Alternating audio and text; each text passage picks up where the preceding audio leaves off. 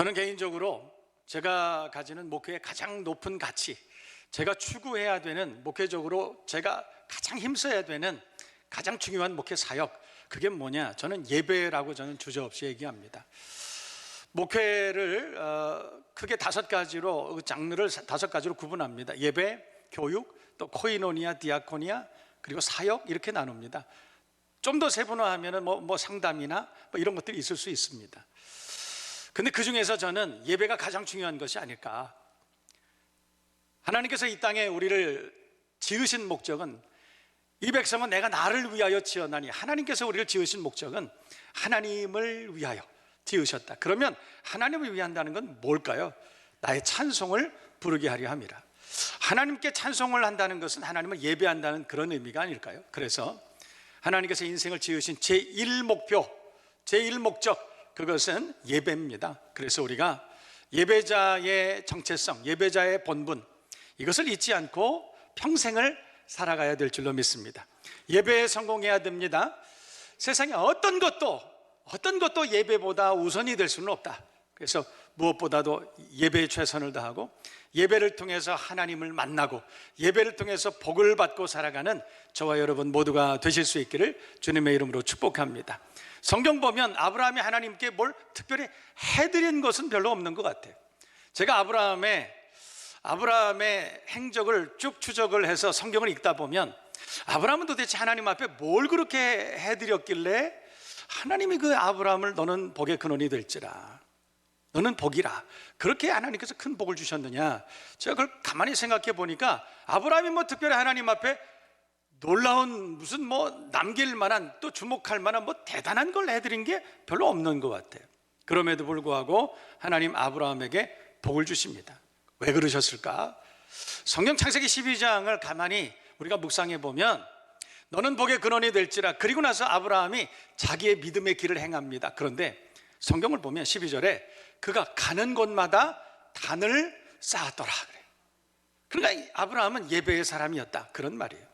예배의 사람이었기 때문에, 예배를 가장 중요한, 가장 높은 가치로 여겼기 때문에, 가장 우선순위로 여겼기 때문에, 그래서 하나님께서 아브라함을 기억하시고 가는 곳마다 복이 되게 해주셨다. 야곱도 마찬가지죠. 실수를 참 많이 한 사람입니다. 결정적인 실수, 돌이킬 수 없는 실수를 참 많이 한 사람입니다. 그럼에도 불구하고 하나님께서는 야곱을 이후에 이스라엘이라 그렇게 부르지 않습니까? 복의 사람이라고 그렇게 부르지 않습니까? 왜 그런가 가만히 봤더니, 야곱은 자기의 그 육성 때문에, 자기의 욕망 때문에 수많은 범죄를 했을 때에도 그는 돌이킬 줄 아는 사람이었습니다. 그리고 예배의 자리로 회복하기를 기대했던 사람. 그래서 베델로 올라가자, 자기 모든 식솔들을 다 데려다 놓고 우리가 베델로 올라가자, 거기서 우리가 하나님께 단을 쌓자, 제단을 쌓자, 예배드리자, 모든 범죄한 자기의 자녀들과 범죄한 모든 식솔들에게 우리가 베델로 올라가자, 내가 하나님을 만났던, 내가 하나님을 예배했던 그곳에 가서 우리가 함께 예배드리자. 예배를 사모하고 예배에 대한 열망이 있었던 야곱이었기 때문에, 그래서 하나님은 야곱을 평생을 복을 주셨다. 성경은 우리에게 그렇게 말씀하고 있습니다.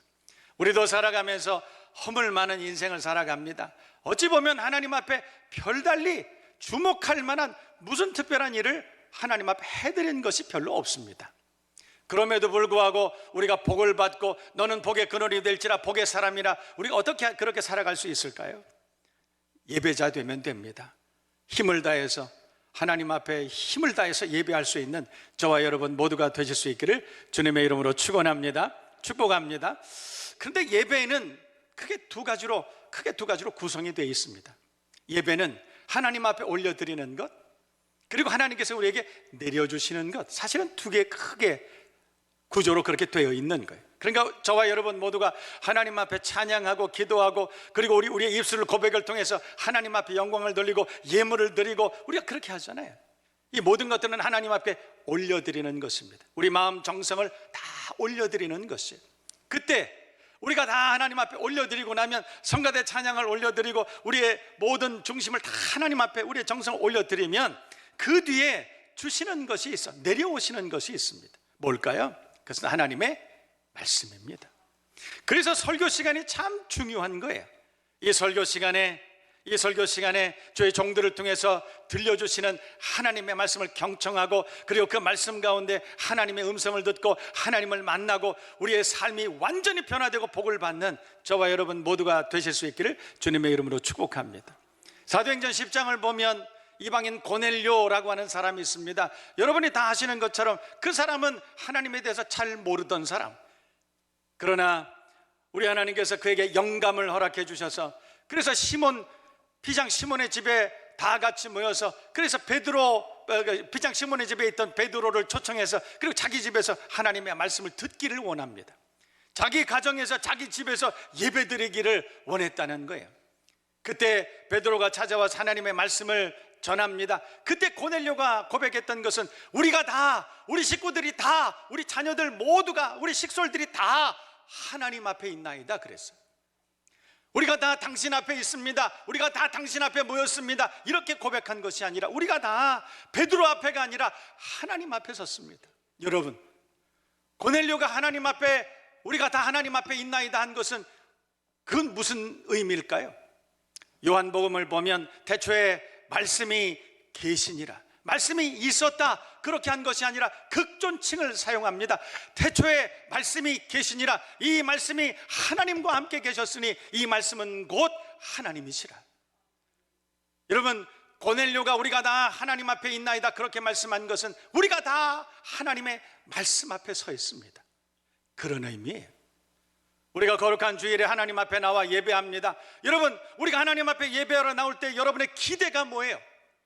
우리가 하나님 앞에 나올 때 여러분이 원하는 것이 뭡니까? 소망이 뭡니까? 그것은 마땅히 말씀을 통해서, 말씀으로 우리를 만나주시는 그 하나님의 현현, 그것을 기대하는 마음으로 우리가 성전에 나와야 되지 않겠는가? 우리가 그 하나님의 말씀을 사모하고 하나님을 뵙기를 기대하고, 우리가 하나님의 성전에 나와 예배할 때 말씀으로 우리를 만나주시고 말씀을 통해서 계시하시는, 당신을 드러내주시는 그 하나님의 놀라우신 은혜를 경험하게 될 줄로 믿습니다. 매 예배 때마다 하나님의 음성을 들을 수 있는, 주님을 만나고 기쁨과 은혜가 온전히 회복되는 새 힘을 얻을 수 있는 저와 여러분 모두가 되기를 다시 한번 주님의 이름으로 축복합니다.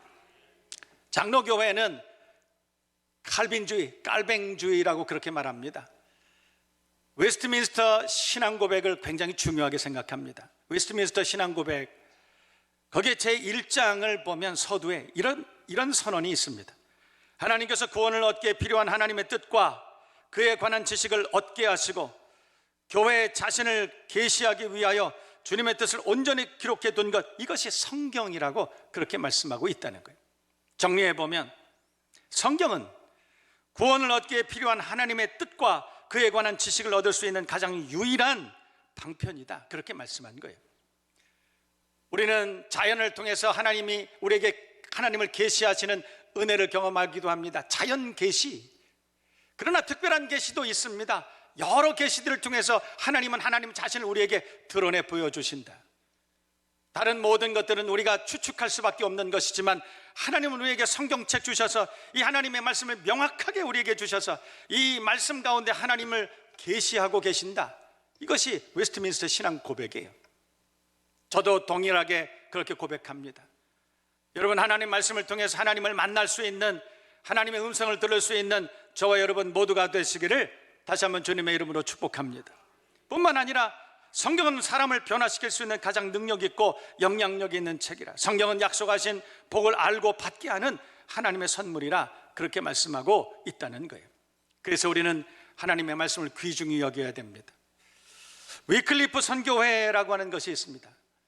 오래전에 제가 LA에 갔었던 기억이 있는데, 거기에서 위클리프 본부를 찾아간 적이 있습니다. 많은 선교사님들이 온 세계에 복음을 전하시기 위해서 애쓰시는 모습을 제가 발견했습니다. 선교사님들의 수많은 선교사님들의 노력을 통해서 현재 2462개의 언어로 성경이 번역되어 있다고 그럽니다. 그리고 세상의 95%의 사람들이 자기들의 부족의 언어로 성경을 보고 들을 수 있다, 그렇게 말하고 있습니다. 그러나 아직도 3억 명에 가까운 사람들이, 지구상의 약 5%의 사람들이, 약 4천여 부족들이 아직도 자기들의 언어로 하나님의 말씀을 들을 수 없다. 그래서 지금도 위클리프 선교회는 성서 번역 사역에 최선을 다하고 있습니다. 저는 이 말씀을 준비하면서 25년 전 혹은 30년 가까웠던 그 한때 기억이 생각났습니다. 오래전입니다. 동북삼성에 있는, 중국 동북삼성에 있는 교회들을 순회하면서 목회자들을 모아서 하나님의 말씀을 가르치고 또 집회를 하고 그렇게 했던 적이 있습니다. 그러다가 중국의 제일 밑에 하이난이라고 하는, 우리말로는 해남, 한문으로는 해남이라고 하는 섬으로 집회를 하고 또 성경을 가르치기 위해서 떠나야 되는 그런 여정이 있었습니다. 중간에 베이징에서, 북경에서 스탑오버를 해야 되는 그런 일이 있었습니다. 그런데 기왕에 잠깐 들려가는 거 한 이틀 정도를 들려서 거기에 있는 한인교회 중에 가장 큰 교회가 있었는데 그 교회 목사님과 함께 인사를 하고 가야겠다. 마침 갔더니 그 교회에서 큰 컨퍼런스를 하고 있었습니다. 선교사님들을 위한 큰 컨퍼런스였습니다. 그래서 그곳에서 이틀을 묵게 됐습니다. 그때 당시에 오환, 중국의 베이징에 신도시가 하나 있었는데 그 신도시 중에 아주 넓은 아파트 게스트하우스에서 제가 이틀을 선교사님들과 함께 묵게 됐습니다. 방이 한 7, 8개 굉장히 많았기 때문에 선교사님들이 많이 계셨습니다. 선교사님들을 만났을 때 기쁨이 있고 감사가 있고 그들의 간증이 있고 참 충만한 그런 이틀을 보냈었는데, 저는 그 중에 한 선교사님이 기억납니다. 그 선교사님이 부부가 오셨는데 그 선교사님 부부를 볼 때 저는 저분들이 정말 선교사일까?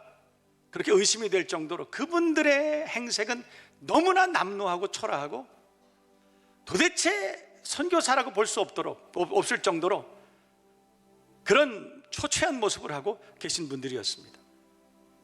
어디서 사역하시나요? 네, 저는 저 중국 저쪽의 서안에서 선교를 하고 있습니다. 그러세요? 그런데 얼마 만에 이렇게 도시로 나오셨나요? 깜짝 놀랐습니다. 20년 만에 처음, 그것도 20년 만에 처음 한국으로 들어온 것이 아니라 그 중국 저 서안 내몽고 저 안쪽에 있다가 20년 만에 처음 북경으로 나오는 거예요. 그분의 이야기를 더 듣고 싶었습니다. 그래서 그분의 사역하시는 내용들을 제가 꼼꼼히 물어봤습니다. 그랬더니 당신들은 위클리프 소속 파송 선교사라고 그랬습니다. 20년 전에 그 사막 지역으로 들어갔는데 그곳에서 아이를 낳고 지금 선교사역을 잘하고 있다.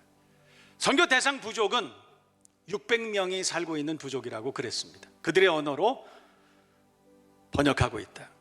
그런데 선교사님, 어떻게 해서 20년 만에 여기를 처음 나옵니까? 그랬더니 당신들에게는 룰이 하나 있는데 3개월에 한 번 거기를 들어갈 때 뭐 돈도 필요 없고 아무것도 필요 없기 때문에 3개월에 한 번 그곳에 가셔가지고, 그때 당시 무선 시스템 있잖아요.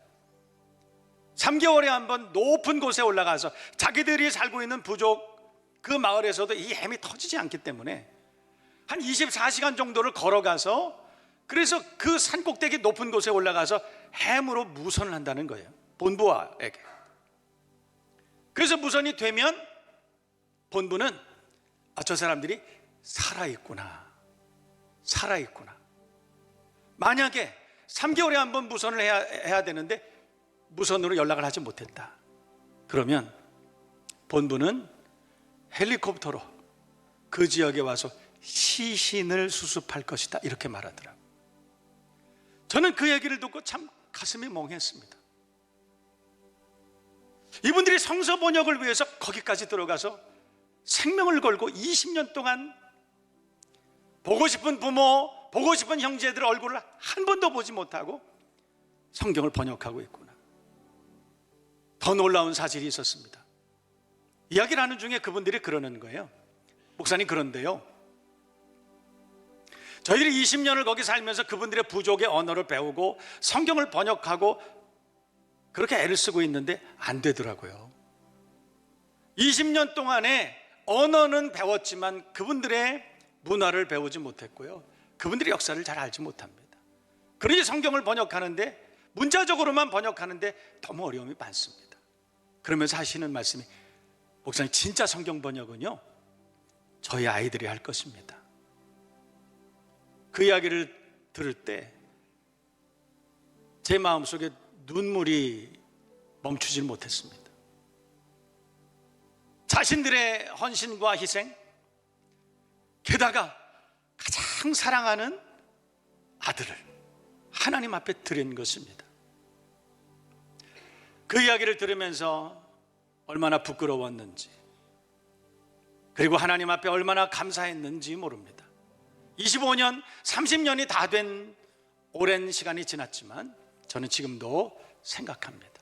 기억하고 있습니다. 여러분, 그분들은 왜 생명을 걸고 자신의 아들을 희생하기까지 하나님의 말씀을 번역하기를 원했을까요? 너무나 분명한 사실이죠. 성경 이외에는 하나님이 스스로를 계시하신 그 하나님에 관해서 우리는 알 수 있는 방법이 없기 때문에 그렇습니다. 성경이 아니고는 우리가 세상을 이길 힘을 얻을 수 없기 때문에 그렇습니다. 하나님의 말씀이 아니고는 우리가 인생을 살아가는 동안에 복 있는 인생을 살 수가 없기 때문에 그렇습니다. 웨스트민스터 신앙 고백은 우리에게 분명하게 정리해주고 있습니다. 여러분, 이 말씀을 잘 기억하고 하나님의 말씀과 늘 가까이 할 수 있는 저와 여러분 모두가 되실 수 있기를 주님의 이름으로 축복합니다. 어떤 사람들은 한 해를 시작하면서 난 올 한 해 한 달에 한 번씩 12번을 읽을 거야, 혹은 나는 1년 동안 한 번 이상은 반드시 성경을 읽을 거야. 너무나 귀한 고백이고, 그리고 그분들을 존경합니다. 나는 하루에 6시간 이상은 반드시 기도할 거야. 저는 그런 말씀을 들을 때 그분들을 참 존경합니다. 그러나 여러분, 그것보다 더 중요한 것이 있지 않을까요? 우리가 성경을 1년 동안 12번을 읽기 위해서, 1년에 한 번은 우리가 통독을 하기 위해서 성경을 읽는 것이 아니라, 성경은 하나님의 말씀이기 때문에, 하나님의 현현이기 때문에 그 하나님을 사모하는 마음으로 얼만큼 읽는 것이 중요한 것이 아니라 하나님과 동행함을 사모하는 마음으로 늘 가까이 해야 되는 것이 아닐까. 하루에 한 절도 괜찮습니다. 하루에 한 장을 읽어도 괜찮습니다. 암송하고 묵상하고 읽고 듣고 연구하고 그 하나님의 말씀과 늘 가까이 하고 살아갈 수 있는 저와 여러분 모두가 되실 수 있기를 주님의 이름으로 축복합니다. 자녀들에게 하루 한 말씀을 암송하게 해보세요. 여러분, 자녀들이 그 하나님의 말씀을 처음에는 붙들지만, 그러나 이후에는 그 하나님의 말씀이 저와 여러분과 여러분의 자녀들을 붙들어 주시는 역사가 일어나게 될 줄로 믿습니다. 하나님의 말씀은 은혜요, 하나님의 말씀은 복인 줄로 믿습니다. 그래서 그 하나님의 말씀을 가까이 하는 사람들마다 은혜와 복을 경험하게 되는 것입니다. 저는 오래전에 부교역자 시절에 실업인 선교회를 제가 지도했던 적이 있습니다. 그분들로부터 한결같이 듣는 그런 신앙 고백, 간증이 있었습니다. 출근을 하고 퇴근을 할 때 언제나 하나님의 말씀을 가까이 하고, 그리고 자기 주변에 늘 하나님의 말씀을 펴놓고, 그리고 오가며 틈이 날 때마다 하나님의 말씀을 가까이 했던 사람, 그 사람들에게 하나님은 반드시 보상해 주시고 반드시 은혜를 주시고 풍성케 하셨다. 그것이 간증이었습니다. 저와 여러분 모두가 말씀으로 우리를 만나주시고 새롭게 하시고 축복하시는 그 하나님의 은혜를 기억하고 또 기대하며 하나님 말씀을 가까이 하고 살아가는 저와 여러분 모두가 되실 수 있기를 다시 한번 주님의 이름으로 축복합니다. 성경은 여호와 하나님은 창조자시요, 그분은 구원자시고, 그분은 인도자시고, 우리의 보호자시고, 우리의 공급자시고, 우리의 동행이 되신다는 사실을 확실하게 변증해주고 있다는 것이, 그래서 그 하나님의 말씀을 날마다 가까이 할 수 있는 저와 여러분 모두가 되어야 할 줄로 믿습니다. 만이교에 탐닉했던 이단 사설에 거기에 탐닉했던 어거스틴이 하나님의 말씀을 듣고 완전히 변화됩니다. 하나님의 말씀 이외에는 우리를 변화시킬 수 있는 다른 어떤 방편도 없다. 우리는 살면서 하나님의 말씀을 들으면서 우리가 신앙생활하면서 확실하게 그 사실을 알게 됩니다. 여러분, 하나님의 말씀 성경은 우리를 부르시는 은혜가 있는 줄로 믿습니다. 여러분, 부르신다라고 하는 것은 세상 모든 사람들로부터 우리를 구별하여 우리를 떼어내셨다, 이런 뜻 아닐까요? 하나님께서 우리를 부르셨다. 여러분, 콜링이라고 하는 것, 소명이라고 하는 것, 그것은 사명과 좀 다른 개념입니다. 소명이라고 하는 것, 여러분 이 땅에 있는 많은 사람들 가운데 하나님께서 우리를 부르셔서 우리가 이렇게 예배의 자리에 나와 있다, 이것이 바로 하나님의 부르심 아니겠습니까? 하나님의 성경은, 하나님의 말씀은 부르시는 은혜가 있는 것입니다. 거룩한 땅, 고센 땅으로, 거룩한 땅, 구별된 땅으로, 거룩한 땅, 젖과 꿀이 흐르는 가나안 땅으로 우리를 부르시는 하나님의 은혜가 하나님 말씀 안에 있다는 것이, 그래서 우리가 하나님 말씀을 가까이 할 때 구별된 은혜를 경험하게 되는 줄로 믿습니다. 세상 모든 사람들이 듣지 못하는 생명의 말씀을 듣고 우리가 구별된 삶을 살아갈 수가 있다.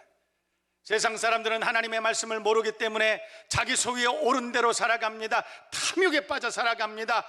여러분, 세상 사람들은 그렇게 살다가 피곤하여 지치고 넘어져서 다시는 일어나지 못하고, 여러분, 다른 종교의 어떤 지도자가 엊그제 자신의 생명을 끊었다는 이야기를 들었습니다. 여러분 다 알고 있을 거예요.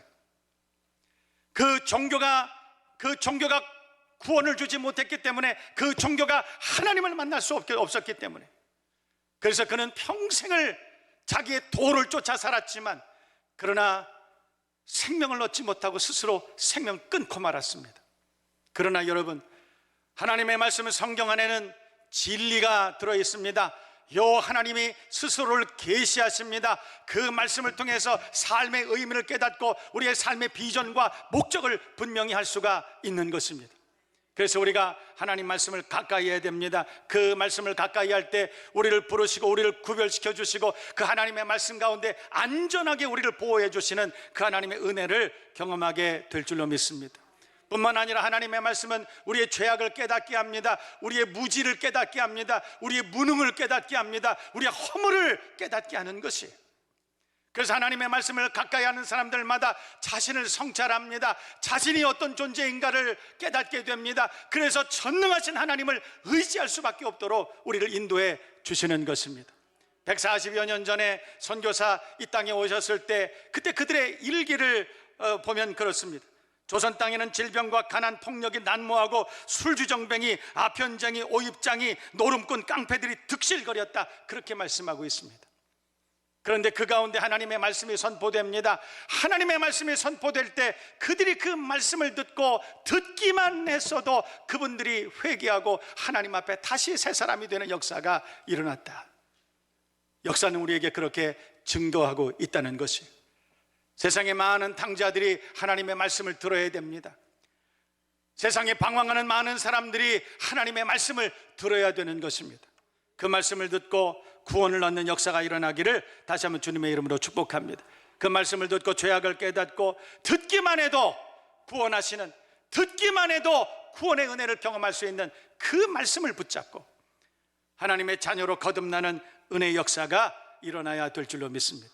1903년도에는 원산에 있는 하디라고 하는 선교사가 있었습니다. 어느 날 하나님의 말씀을 듣다가 큰 감동을 받았습니다. 자신이 선교사였지만, 자신이 목회자였지만 얼마나 하나님 앞에 큰 죄인이고 허물 많은 존재인지, 그래서 모든 회중 앞에서 자신의 죄악을 고백하고 그리고 하나님 앞에 회개했습니다.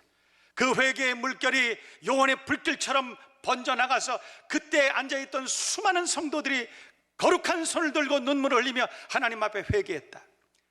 그 회개의 물결이 평양 장대현 교회까지 흘러내려왔습니다. 그리고 1905년도에는 엄청난 부흥의 역사가 일어납니다. 여러분, 하나님의 말씀은 우리 스스로를 돌아보게 하고 성찰하게 하고 우리의 죄악을 깨닫게 하고 우리의 무지와 무능을 깨닫게 해서 전능하신 하나님 앞에 무릎 꿇게 하는 위대한 능력이 있는 하나님의 말씀인 줄로 믿습니다. 우리는 그 말씀에 관심이 없습니다. 위로를 얻을 수 있을까요? 번성하는 복을 받을 수 있을까요? 회복의 은혜가 있을 수 있을까요? 다시 한번 말씀으로 돌아가십시다. 우리가 베델로 올라가자. 거기 내게 복을 주시고 나를 만나주셨던 그 하나님 앞에 예배하자. 그리고 그 예배를 통해서 하나님의 말씀을 듣고 그 말씀으로 새 힘을 얻을 수 있는 저와 여러분 모두가 되시기를, 소망을 얻는, 참 소망을 얻는 저와 여러분 모두가 되시기를 주님의 이름으로 축원합니다. 축복합니다.